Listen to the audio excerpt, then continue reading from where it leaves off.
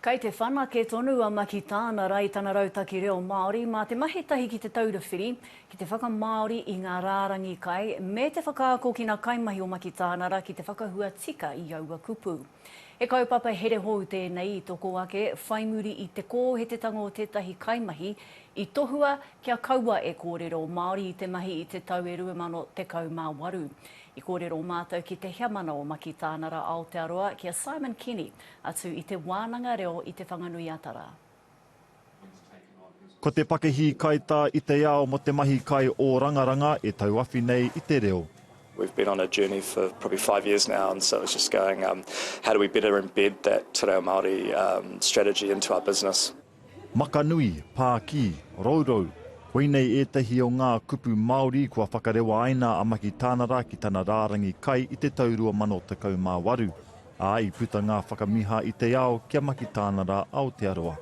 We're just a small blip in the McDonald's world, but all of a sudden we were getting featured in stuff they were doing in reports around diversity and inclusion, and then ultimately we had our global CEO posting on his LinkedIn account in Māori to support Te Wiki o Te Reo Māori. I te taurua mano tekau mā waru i ko hete tia tētahi kaimahi maki tānara a Janine Eru Taueki mo te kōrero Māori ki tētahi kiritaki.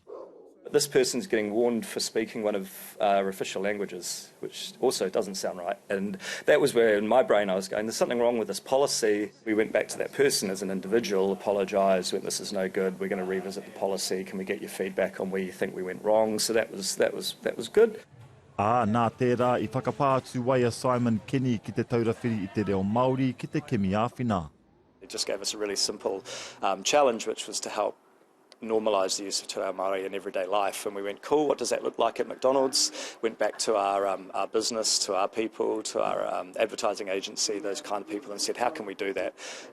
E rima tau kua pahure kei te haere tonu te whai a maki tānara kia kaha ake te whakamahi i te reo, ko te amorangi ki mua, ko Simon Kenny.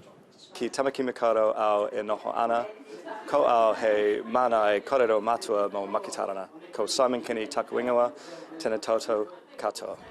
Mare haimana riki, te ao mārama.